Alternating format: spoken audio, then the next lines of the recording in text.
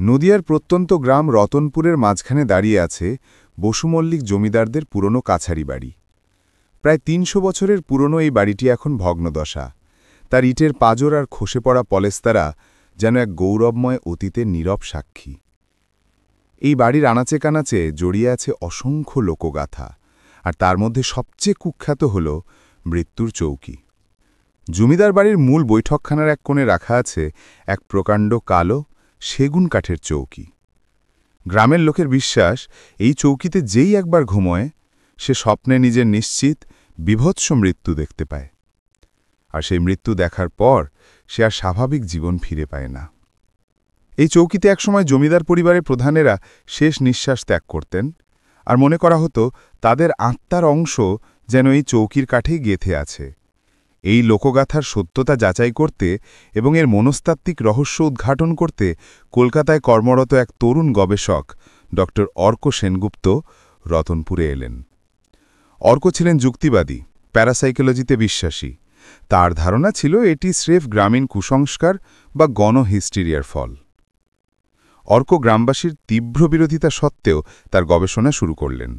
স্থানীয় কেয়ারটেকার বলাইবাবু শতবার তাকে সতর্ক করলেন, বাবা, ওই চৌকিতে যে শুয়েছে সে বেঁচে থাকলেও তার আত্মা চৌকি কেড়ে নিয়েছে, আপনি ভুল করবেন না। কিন্তু অর্ক হাসলেন। তিনি চৌকিটি ভালো করে পরীক্ষা করলেন। চৌকিটা বিশাল, তার পায়াগুলো কোষ্টি পাথরের মতো কালো, আর তার কারুকার্য ছিল প্রাচীন। চৌকির কাঠ ছিল অস্বাভাবিক ঠান্ডা। অর্ক চৌকির বিভিন্ন অংশে সেন্সর লাগালেন, যা তাপমাত্রা, কম্পন এবং শব্দ রেকর্ড করবে। তিনি স্থির করলেন আজ রাত ঠিক 12টা থেকে সকাল 6টা পর্যন্ত তিনি এই চৌকিতে ঘুমাবেন। গভীর রাত, চারিদিকে ঝিঝি পোকার ডাক আর প্যাঁচার চাপা স্বর। অর্ক তার ল্যাপটপ আর ক্যামেরা অন করে চৌকির ওপর একটি পাতলা চাদর বিছিয়ে শুয়ে পড়লেন। তার মনে সামান্য উত্তেজনা ছিল, কিন্তু কোনো ভয় ছিল না। রাত তখন 1:15। অর্কের ঘুমটা হঠাৎ ভেঙে গেল। না, কোনো শব্দে নয়, বরং এক তীব্র মনস্তাত্ত্বিক ধাক্কায়। তার চারপাশে তাপমাত্রা হঠাৎ যেন স্বাভাবিকের চেয়ে অনেক বেড়ে গেছে, আর তার কানে বাজছে এক চাপা গুঞ্জন, যা শত শত মানুষের ফিসফিসানির মতো। অর্ক চোখ বন্ধ রাখলেন। তার মনে হল তিনি এখন গভীর ঘুমে আচ্ছন্ন। তার সামনে ভেসে উঠল এক দৃশ্য। তিনি একটা সংকীর্ণ গলির মধ্যে দিয়ে দৌড়াচ্ছেন। তার পিছনে তাড়া করছে এক অন্ধকার, অবয়বহীন সত্তা। অর্ক প্রাণপণে ছুটছেন, কিন্তু তার শরীরের শক্তি যেন ফুরিয়ে আসছে। এরপর দৃশ্যটা বদলে গেল। তিনি নিজেকে দেখতে পেলেন একটা উঁচু ছাদের কিনারায়।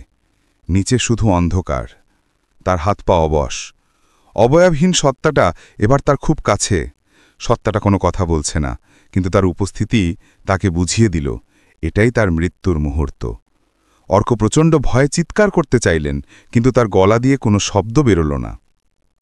তার মনে হল তার শরীরের প্রতিটি পেশি যেন কঠিন পাথরের মতো হয়ে যাচ্ছে।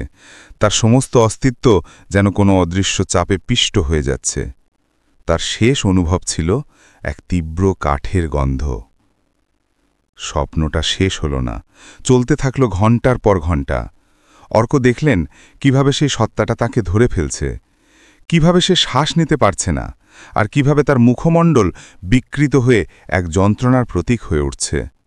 অর্কের মনে হল তার আত্মা যেন তার শরীর ছেড়ে বেরিয়ে যাচ্ছে, আর কোনো এক অদৃশ্য শক্তি সেই আত্মাকে টেনে নিয়ে গিয়ে চৌকির কাঠে খোদাই করে দিচ্ছে।